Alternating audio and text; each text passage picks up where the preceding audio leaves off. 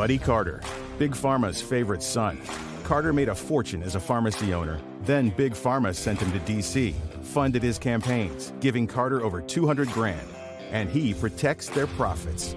Carter voted against negotiating lower drug prices and capping the cost of insulin. Now he's trying to undo a law that lowers your drug costs. How are we going to undo that when we get into the majority? Buddy Carter is for Big Pharma, not us. I'm Wade Herring, and I approve this message. All right, we're back another Saturday at noon. It's the Watchdogs on our Black Media Network, and we have a great show today. Welcome back, Mr. Hall, and happy birthday to your wife, Tanya Hall. Thank you, and I'll tell you said so. We got Wade Herring here today. That's the topic. Oh, yeah. Man that's going to topple Buddy Carter. We got to get Buddy out of there. Buddy is not your buddy. Go ahead, Wade. How are you? I'm good. We're excited. We're in this final stretch to Election Day. Early voting starts Monday. We're encouraging everyone to go ahead and vote. If you can vote in person, vote in person.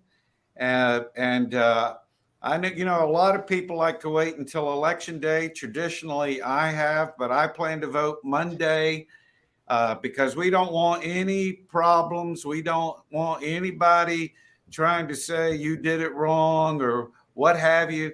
So everyone in the district, everyone in our state knows the importance of this election. So let's get out the vote and let's vote as soon as you can starting Monday. That's correct. I know I'll be one of the first ones there. First thing Monday morning, I vote early every time so I can get it out of the way because I'll be having too much to do. And you might get caught up in something on Election Day. So we ask everybody to go and vote early.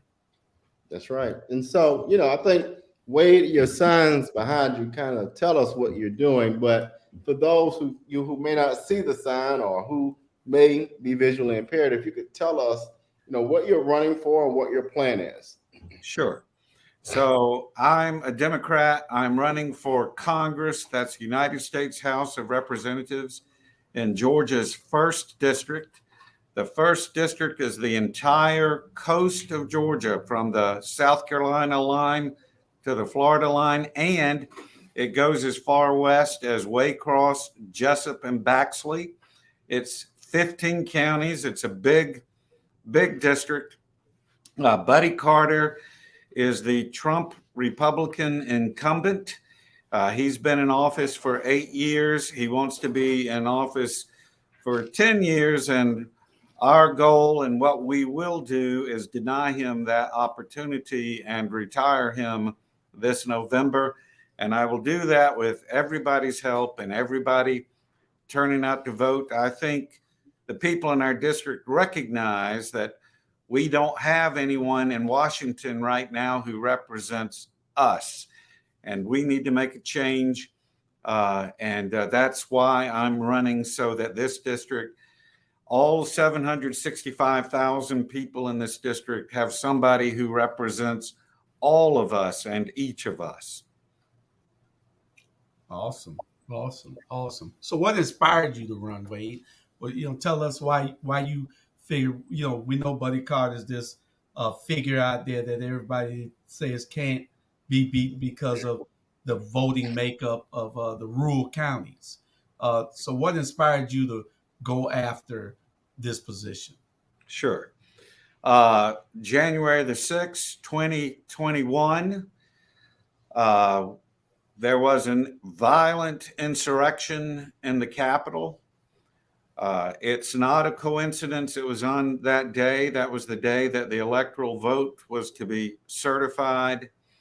It was clear to me that day it was premeditated. It was organized. There was nothing spontaneous about that. And we know more clearly now that indeed it was organized. It was planned ahead of time. I could not believe that something like that would happen in our country. Left work early that day, something I rarely do, and my wife and I anxiously watched television that evening to see what would happen to the future of our country. And the camera went over to the House side, and there 6 representatives from the state of Georgia stood up to vote to overturn the election. Right on the front row was Buddy Carter, standing next to Marjorie Taylor Greene. Buddy Carter, every member of the military, every employee of government takes an oath, a sacred oath, to protect and defend the Constitution. That's the House of Representatives' primary job. And he failed to do his job. He broke his sacred oath. He broke his promise.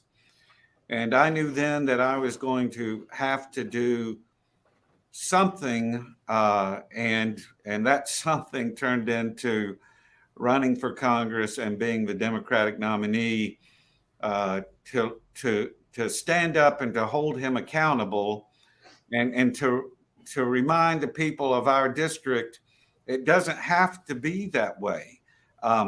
We can put somebody in office who respects our Constitution, who respects our elections, and represents all of us. You know, what you're talking about, Wade, is something we hear a lot of times, and a lot of people become frustrated with what they see at local, state, and federal levels of government. And so your response to this is really critical and important, and that it demonstrates that we can't just sit on the sidelines and complain. We've got to advocate. And so with that, tell us your perspective about being involved and advocating for your constituents when you are elected. Okay. Well, I'm a lawyer by training, so I've spent a career listening and learning to people, and I will continue to listen and learn, and I've done that on the campaign, listen and learn. And then, though, you got to act and you got to help solve problems. It's not you got to turn that listening and learning into action and legislation and votes. Voting rights. We've got to make sure our voting rights are protected, and I want to make sure the John Lewis bill gets passed. Women's reproductive rights and their right to choose. We've got to make sure that gets protected by law. Mr. Carter wants to criminalize abortion without exception, including no exception for rape, incest, or life of the mother. That's not just wrong, it's dangerous, and it's cruel. And more broadly, affordable, accessible health care for all of us in the district. We know about underlying conditions now because of the pandemic in our part of the world. That's obesity, hypertension, and diabetes. We can do a better job of managing those conditions and preventing them so we live longer, healthier lives, and we bring down everybody's healthcare costs. Mr. Carter opposed the ability of Medicare to negotiate drug prices, opposed the cap on insulin for our seniors, opposed the out-of-pocket cap for our seniors. And as pointed out in the ad that my campaign has produced and put up on television, he said he wants to reverse those successes that we owe thanks to Reverend Warnock and Senator Ossoff, among others. But Buddy Carter has said out of his own mouth, he wants to reverse that, and he's especially interested because he's a pharmacist in raising drug prices. So voting rights and healthcare would be at the forefront of what I'm advocating for the people of our district. There are other issues, but those are the two top priorities for me. Okay. Well, we know Buddy Carter supported many interesting aspects that are very concerning, and the election deniers. Those guys, and they're popping up all over the country now. These elections, a bunch of them are running for office, and and we have to be able to get candidates such as yourself in the office, because if we don't, then we have people that'll nullify elections if their candidate, if their party doesn't win, or if their candidate of choosing doesn't win. So we got to get people in there that's want the country to continue to be a country that the world can look at. You know, that shining beacon, that the democratic country that everybody can participate and elect the people fairly and squarely. With these new people that are election deniers, I know. What's your thought on that? When it comes to these candidates all over the country that are running as election deniers? Well, it's frightening, quite frankly. And again, we're at a place in our history that I never thought that we would see. But to your point, right here in Georgia, the Republican candidate for lieutenant governor is Burt Jones. He's not only an election denier, he was a fake elector for Trump. And he flew up to Washington on his daddy's plane to be in Washington on January the 6th. So that, Mr. Hall, emphasizes the importance about when you go vote, you got to vote all up and down the ballot. So vote for Leader Abrams, but then keep going. Vote for Charlie Bailey, who's a great guy running against Burt Jones. Vote for B. Wynn for Secretary of State. Keep on going down the ballot and vote for Wade Herring so we can send Buddy Carter, who voted against the election results, and send him home and let people know you cannot conduct yourself that way in a democracy. I mean, look, in grade school, when we play games, we all learn about winning and losing. And if you lose, you go home and fight another day, but you don't change the rules after the fact and say, I'm really the winner. Right. We learned that a long time ago. So I'm asking my fellow Americans to remember that lesson that we all know. And you know, if you tried to change the rules after the fact, you shouldn't be in office. Totally agree. Totally agree. And we're going to shift gears and talk about, and I'm sure Julius will agree, there are a lot of things that personally impact all of us in the congressional district in the state of Georgia. One, and I'll speak on, and we have a list of things here, but share this story. So I sure it's no secret to people in this that watch our shows that I caretake for a father of 95 years old who lives with dementia and a mother who is 91 and lives with Alzheimer's. And so when we start talking about issues and elderly folks and children and women, it becomes very personal to me in the fact of, first, let's talk about these pharmacy drug costs. That's the first part of it. So it really amazes me that the level of care, right, and the pharmacy costs just to get certain medicines for folks and how astronomically the prices are. I'll give you a great example from my dad. He was recently diagnosed with congestive heart failure. He takes a pill twice a day. That bottle to make his heart pump, $700 for that one bottle. After insurance, I come out of pocket $100. It's very real for Americans. It's very real for a lot of our young people and families in the first congressional district. We know that Buddy Carter is a pharmacist. As we saw the commercial, they're paying for his campaign. Tell us how you're going to change that, because I know you will, and you've done your homework. So I'd love to hear your idea on that one. Sure. So and let me just interject that it's very personal for me. I have a mother who's 86 years old. I'm blessed she's still alive, but she's in a skilled nursing facility, and I'm the one that makes sure that her bills get paid, and I'm the one that sees what's still left over after Medicare. And I want her to be in this world with her family as long as possible, but I also worry about running out of money for mom.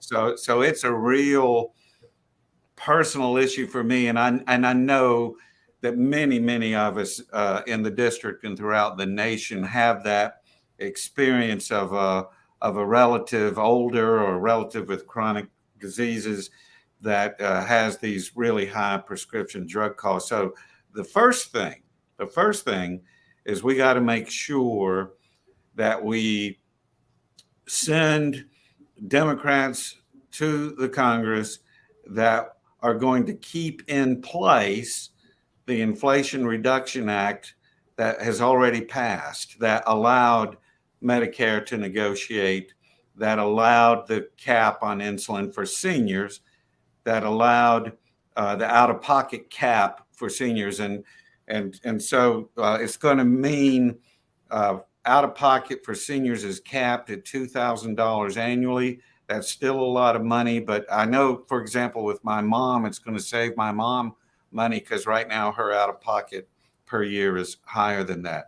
Buddy Carter said, I want to reverse that. I want to get in Congress and fight with Reverend Warnock and Senator Ossoff to expand that insulin cap, not just for seniors, but for everybody. The number of drugs that's listed on the Medicare negotiation, quite frankly, is a limited number right now. I would like to see that list expanded. And, we here in the United States pay 2.5 to 3.5 times more for medication than the rest of the world does.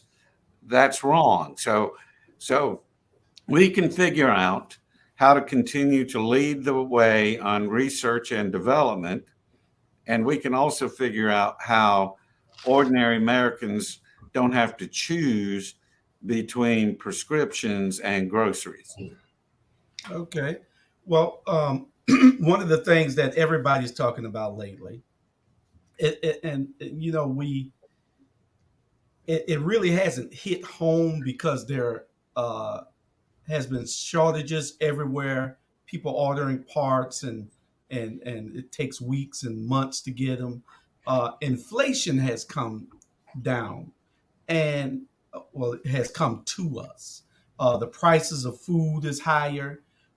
Gas prices are higher, and that's a concern, especially in those neighborhoods, in those communities where the income levels are much lower. You're still being taxed at a higher, priced at a higher rate than as everybody else, and you don't make as much money. So, what are your views on how we control inflation and Sure. what we need to do?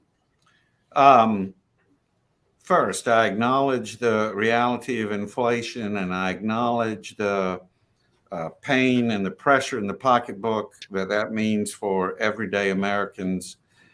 But we've got to do more than just acknowledge it and talk about it. We've got to act and do something about it. So the infrastructure bill, which passed and which Mr. Carter voted against, means more money for the Port of Savannah and the Port in Brunswick. It means more money for the airport here in Savannah. And both of those are very important transportation hubs, very important to speeding up the supply chain that we've heard so much about so that goods get here more quickly. In addition to PAC donations from big pharmaceutical companies, Mr. Carter also gets significant PAC donations from big oil companies. I'm not going to take any PAC money from fossil fuel companies. We need to look to see if the oil industry is price gouging, and if they are, and it appears perhaps they are, then Congress needs to act. Saudi Arabia recently announced that it was going to cut the supply of oil production. Saudi Arabia needs to remember who its friend is in the Western Hemisphere, and we need to re-examine that relationship if Saudi Arabia is going to side with Russia over the United States. The CHIPS bill, which will bring chips manufacturing back to the United States. Again, we won't have to wait for chips to come from China. They'll be made here. Mr. Carter voted against the CHIPS bill. And then this is a longer term solution, but clean energy and sustainable energy. The Inflation Reduction Act provides for that. Mr. Carter voted against it. I just read a report in Forbes magazine, so a very traditional business magazine, that said already the Inflation Reduction Act has encouraged $28 billion of new investment in the United States for clean energy and efficient energy. And that's jobs, expanded battery manufacturing, expanded sustainable energy manufacturing. So again, there's immediate things we can do on supply chain and price gouging, the relationship with Saudi Arabia, but there's longer term things we can do. And in every instance, Mr. Carter has opposed both the short term and the long term fixes, although he does talk a lot about inflation, but it's just talk. There's no action, there's no solution. Well, gentlemen, what we're going to do is take a quick break and let Wade get a little drink of water. We'll take a commercial break and we'll be back in a few moments.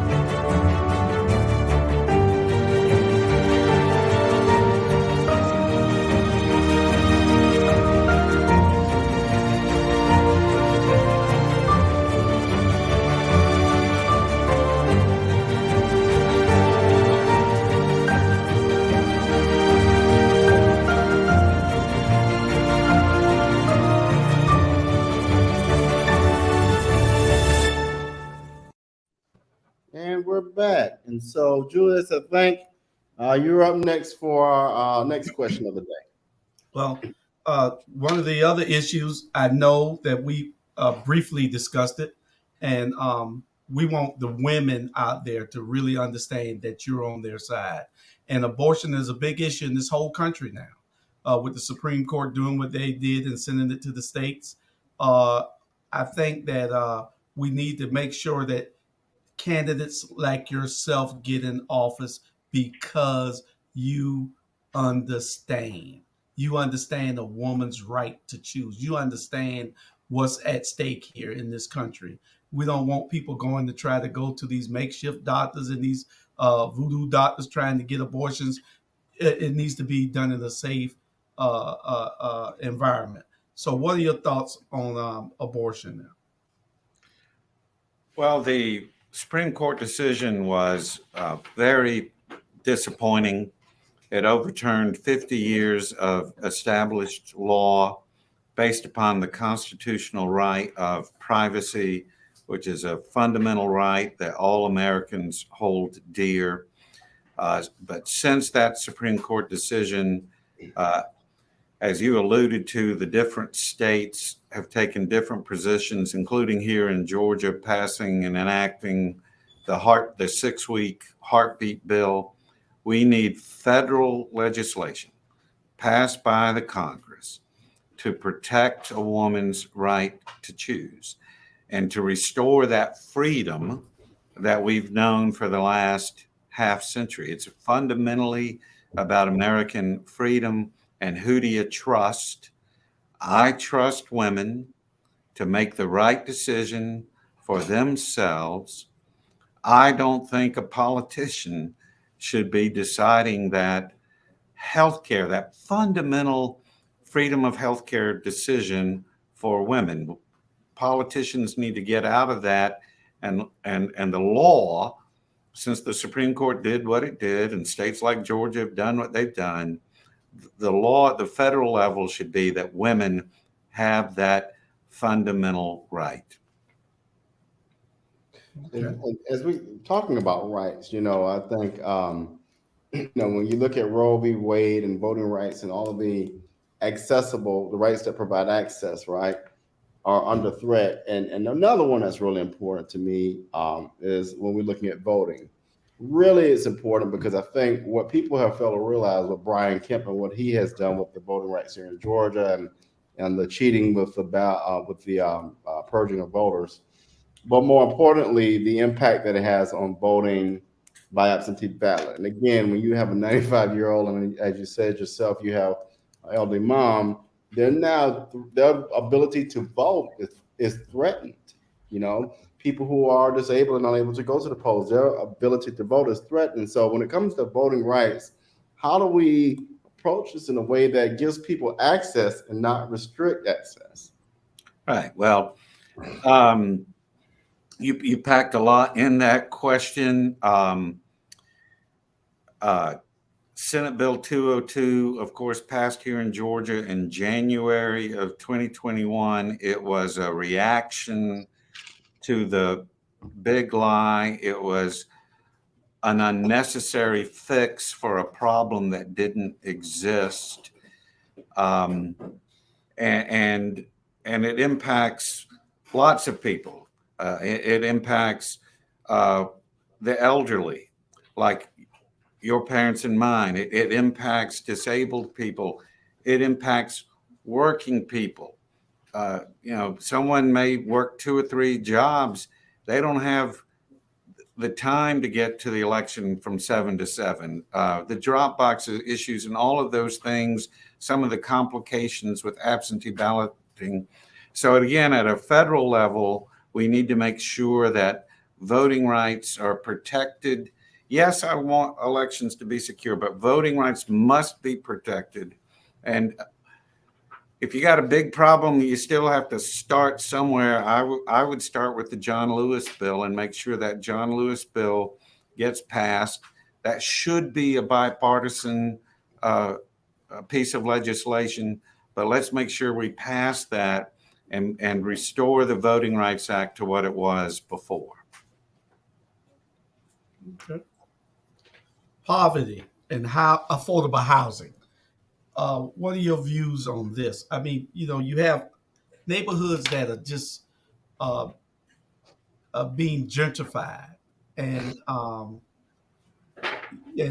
we have to find some place when people are moved out of their homes because the taxes are too high. They lost it because of some other reasons, unemployment or something, and we got to get some affordable housing.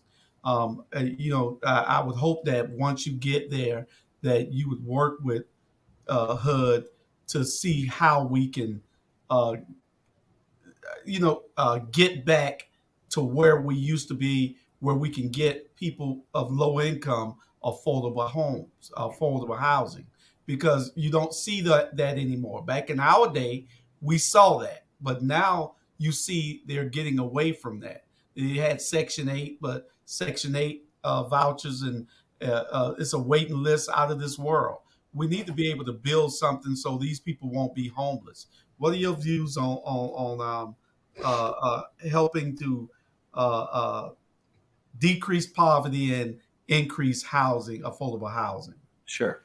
So the current administration has already done a good job of increasing the level of tax credits and increase it for affordable housing and increasing investment in the housing trust fund.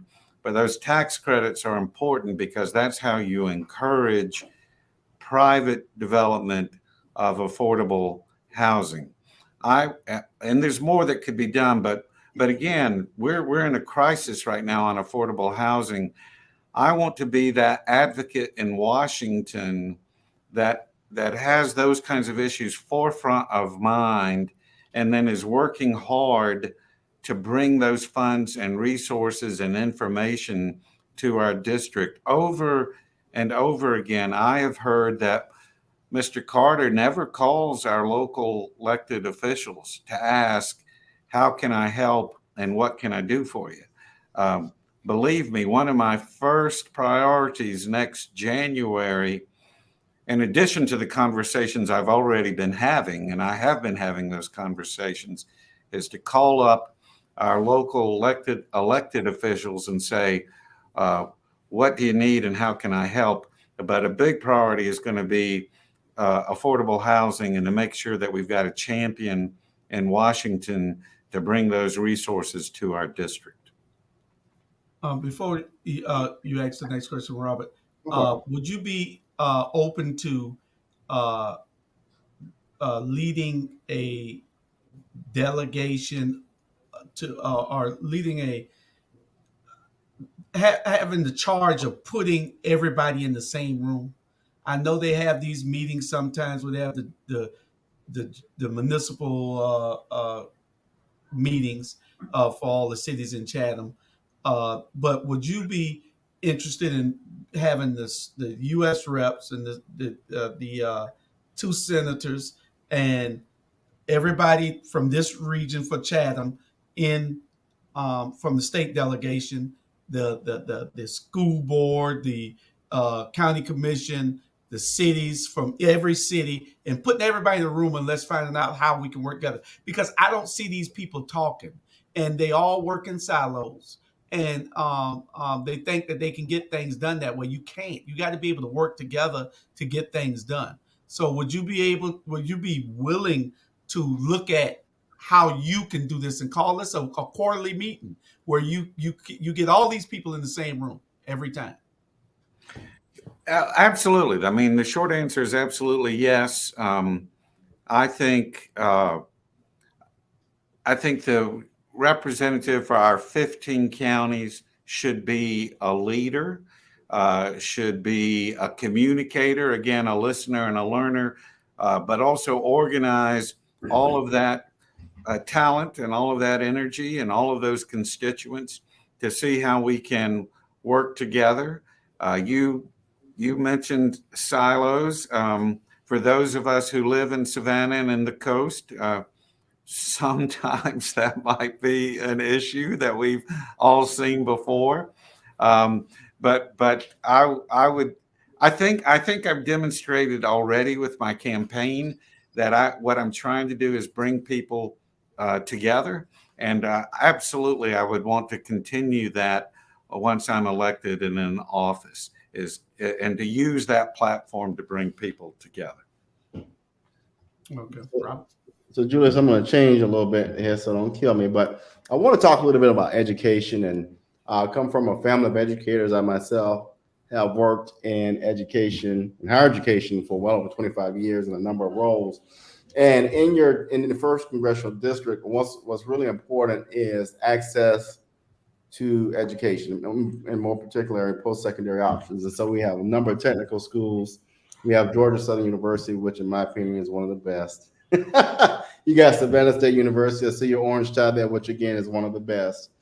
But as we think about higher education, as we think about our technical school options, and our young children in childcare in Georgia, that's a loaded question, but you got plenty of time, and we'll give you all the time you need. How do we make this thing a little better for the people in Georgia in the first congressional district? Sure. Again, my family is a family of educators. My grandmother in Walterboro, South Carolina, taught third grade. My mother taught 30 years in the public school system in Bibb County, Macon. My wife is a retired school teacher. She started her career here in Savannah at East Broad Elementary. My in-laws were educators in Bibb County and Peach County, which is the adjacent county to Bibb County and Macon. I had a beloved great aunt who taught second grade for 50 years, which blows my mind. So that's very, very important to me. And you mentioned young children, and I think that's one place where we really need to put some federal effort and some federal funds. Georgia's done pretty good job, but we don't have universal pre-K in Georgia. It's a lottery system. That's not right. And we know that we need to start children younger, as young as 3, so they get the right start for the rest of their education in this big, complicated world that we live in. And I'll take it one step further. I think there's a role for federal funding in daycare. After the pandemic, daycare in our country is broken. It was in crisis before. It's broken now, and that's a family issue. That's an economic issue. If mother and daddy can't find safe, affordable care for their baby, they can't go work. So education, particularly for young children, is something that I've talked about consistently from the very beginning of this campaign, and that I will continue to fight for. I recently spoke with the superintendent of Chatham Schools, Dr. Levette. She's got a pilot program for 3-year-olds, but it's dependent upon a grant from a private company. And of course, the problem with grants from private companies is they run out, right? So we need to do a better job nationally to invest in education, particularly for young children. And I use the word invest very, very intentionally, because Mr. Carter is going to talk about reckless government spending. The man who made his money off of Medicare and Medicaid selling prescription drugs to nursing homes. But he's going to talk about reckless government spending. I'm talking about investing in the long term for this country, for our children and our children's children, so that they have the promise of America that the 3 of us had. Some promises have been broken. We need to do a better job. But education is a fundamental way that we invest in the future of this country and that we transform lives. And if I could, Julius, I'm glad you said that word investment, because we're either going to invest in children and developing them on the front end, or our investment turns into a prison investment on the back end. And let's talk about the economics of that. It's been a while since I've done the research on how much it costs to incarcerate somebody in the state of Georgia. And people play all kinds of games with these costs. But the last time I did the research, and this was a while ago, it cost $56,000 a year to incarcerate someone in the state of Georgia. That's a great college education, $56,000 a year. Right. So let's be smarter about how we use our precious resources, and let's be smarter about how we invest and take care of people. So we're dealing with those things on the front end and not on the back end. And I'm so glad you brought up that example, because it's healthcare, it's education, it's so many things. Let's address things on the front end, or we're going to be paying for broken on the back end. That's right. Okay, we're going to do this real quick. We're going to play this commercial one more time, and then what I want to do is, after we come back from your commercial, ask you about military veterans, because what happens is that the military, I have a bunch of military friends who say they vote Republican. They don't care who it is.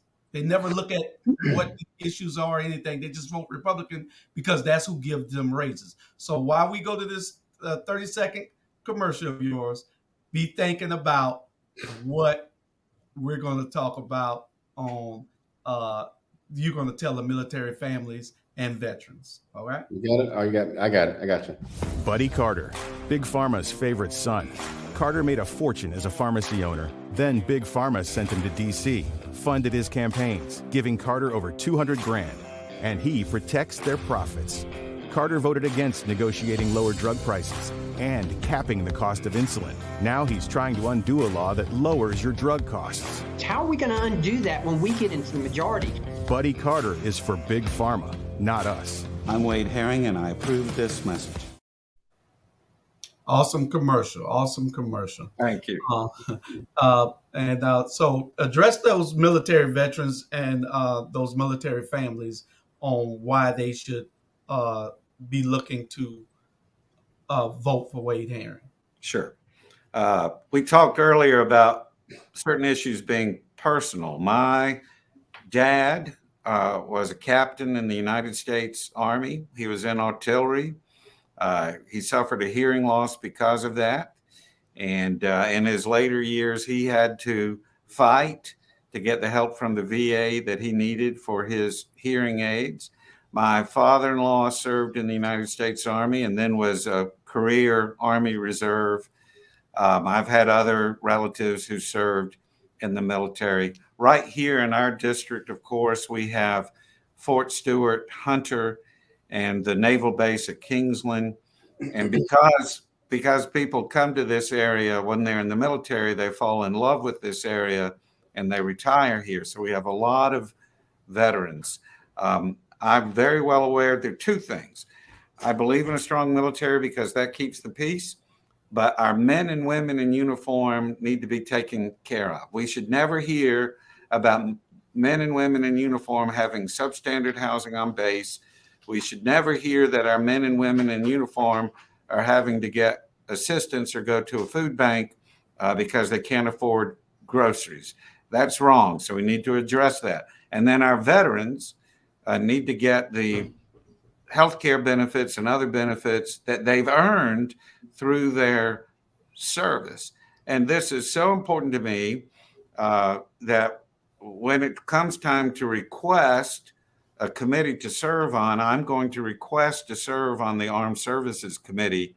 Doesn't mean I'll get it, but that's going to be my ask, because I recognize how important the military and veterans are to this district and to the families of this district, and I want to make sure they're taken care of. All right. Yeah. Well, and so Wade, I want to share something with our viewers, and I'm going to talk about marginalized communities. And in the first congressional district, we have a number of communities of color, especially African American communities. You were down in Ware County. You're well aware of what's going on down there. We got a young brother down there doing some great things. Primus Evans is doing some good things. But all of the issues we've talked about kind of impacts those marginalized communities. And what I'm impressed with is you and your team have done the homework. You've taken the time to listen, and it's evident that you are passionate. You understand those views. So I'm asking all our communities of color to stand 100% behind you. Vote early, vote absentee ballot, but to vote for Wade Herring. But tell us what your plan is to really speak to and what you want to do to make sure that these marginalized communities understand that you are in their corner. Sure. Well, during the campaign, I've made an effort to, quite frankly, just show up, to be in church, to be in neighborhoods, to be at neighborhood associations. And as I've listened and learned, one of the things I've heard is, well, we won't see you again until next election. And let me say very plainly and very clearly, I'm going to be back. I'm coming back. You're not going to have to wait 2 years. I'm going to be back. The Black Chamber, whatever it may be, I'm going to be there because I want to continue to listen and learn. That's who I am. And then the things that are important to me, voting rights. I understand that voting rights suppression disparately impacts communities of color. When I talk about health care, I understand that access to health care disparately impacts communities of color. When I talk about a woman's freedom to choose, I understand that maternal death rates are 4 times higher for Black women in this state. And they're already too high for everybody in this state, but 4 times higher. Education. I understand the transformative power of education, and that too frequently communities of color have not had access to the education resources that they should have. When I talk about why I'm running, I talk about keeping the promise of America, but I acknowledge that the promises of America have been broken or not always kept completely for communities of color. I mean, let's just say it. So I'm going to be, I know that history. I'm going to continue to be an advocate for everybody in this district. I would look, and I'm not looking for a slap on the back. What I'm doing, though, is hard. And I wouldn't be doing this for any other reason than to put this country back on track, to make this country the promise of opportunity that it should be for everybody. You know, I had a career. I didn't need another one. I didn't need a new but I just am so deeply concerned about our future. And let me say this. This is a great country. When people talk about make America great again, that's looking backward at a time that never was. That's wrong. Let's look ahead to the promise that this country can be for all of us. All of us. Well, wait, I'm voting for you on Monday. So I asked everybody else to go out on Monday and vote. You have my vote and you have my family's vote. Same here. So we want everybody to understand that they need to call people, that they need to get people to the polls to vote. Because what affects us here, you'll be responsible for. So we need to get you in office. Buddy Carter doesn't listen to anything we say. He doesn't represent us. He only represents some of us. And we know that you will represent all of us. Mm-hmm. And we want to know, I hope that you're doing those things in those rural communities that are driving the people to come out and vote for you instead of Buddy Carter. Yes, I mean, I've been to all 15 counties more than once. I've got people on the ground in Liberty County. I've got people on the ground in Glenn County. I've got people on the ground in Camden County. In Camden County, I think people are really upset about the spaceport and Buddy's land deal there, and they should be upset. And I'll be in Waycross between now and election time. We've with our ad, we're spending some extra money so we make sure that the ad gets seen throughout the district, not just in the Savannah TV market. So I'm doing everything I know how to do to reach out and to get the message to the entire district and to let people know across the entire district, you've got a choice between doing the right thing and doing the wrong thing. Now, for your listeners, though, here in Chatham County, the whole district is important. Yeah. But Chatham County is really, really important. Yeah. So folks in Chatham County gotta step up to the plate and help me get across the finish line. That's correct. So yes, the whole district's important. We're working in the whole district, but Chatham County, you got to come through. And look, both candidates are from Chatham County, and I feel confident I'm going to win Chatham County. I think people in Chatham County understand what's before them, but we need people maybe who've never voted before. They never voted in a midterm election before. I need those people to go vote, because that's how we assure ourselves that the right thing happens in November. But you're exactly right. I think the last major, what I call a major election, that's when Daniel and I were on the ballot. We left 70,000 votes on the table, Chatham County, 70,000 votes. So I don't care if you got to go pick somebody up. And I'm talking to the pastors when I say this. Get your church vans out, fuel them up, pick up people, go to the hoods, and get folks to the polls. We got them registered. Let's get them to the polls. and vote down ballot. So what does down ballot mean? Everywhere you see a D, a Democrat, ignore incumbent, look for Democrats and vote Democrat down ballot. It's the difference between your life and death. And what I mean by that, as I mentioned earlier, Julius and Wade, that heart pill that my dad has. If we didn't have that money, he'd be dead. That one vote can protect the cost of that medicine. So are you going to make the right decision to sit home and be lazy, or get out here and protect your life? As simple as that. We got about 5 minutes left. And my question is, who would want to vote for a guy named Buddy in this type of world these days? You're so messy. I don't trust anybody with a nickname like Buddy no more. Wade is my man. So everybody go out and vote for Wade Herring. That's what we have to do to change things in this country. So well, thank y'all very much. I appreciate it. Again, the campaign here is working hard. We're excited. The feedback we're getting is very energizing, and we're getting noticed. I mean, the Atlanta Journal-Constitution is noticing this race. Georgia Trend magazine is noticing this race. The Savannah Morning News has started paying attention to this race. I want your listeners to know there are going to be 2 debates next week. Okay. October the 18th, the Atlanta Press Club, for the first time in decades, has picked up this race to include in the debate lineup. That'll be on Tuesday, and Georgia Public Television will carry that, and I'm sure there'll be a link that you can watch if you can't watch it live.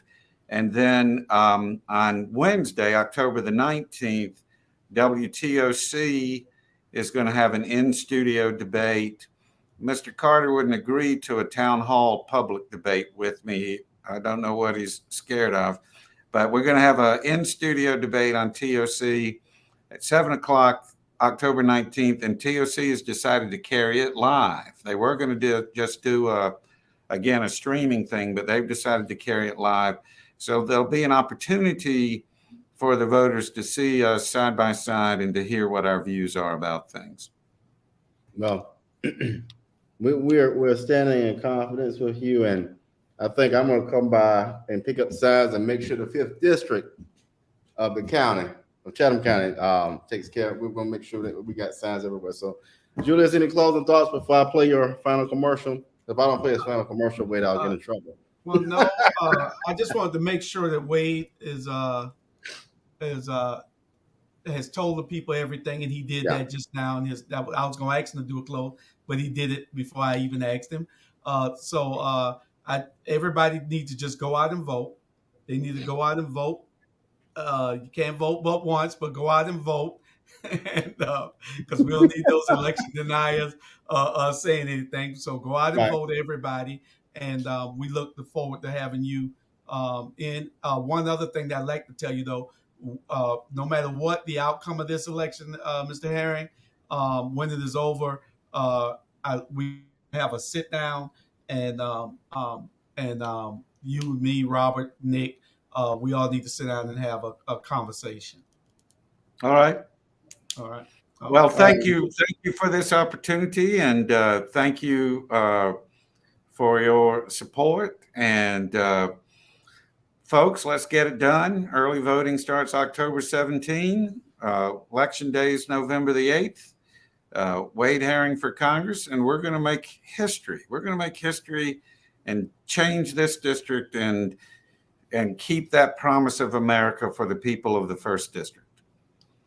Let's go, Wade. All right. All right. See y'all. Go ahead, Rob.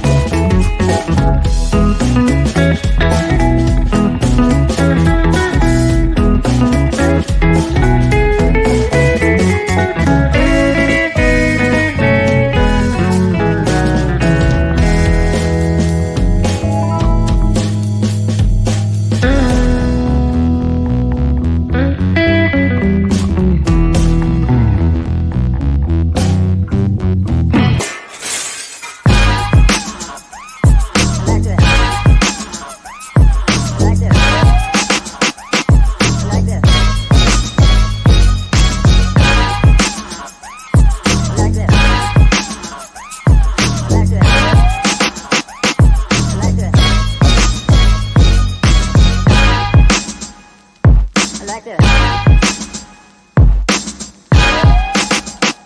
I like this. I like this.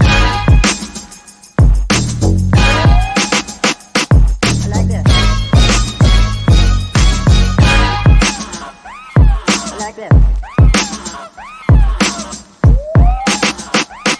I like this.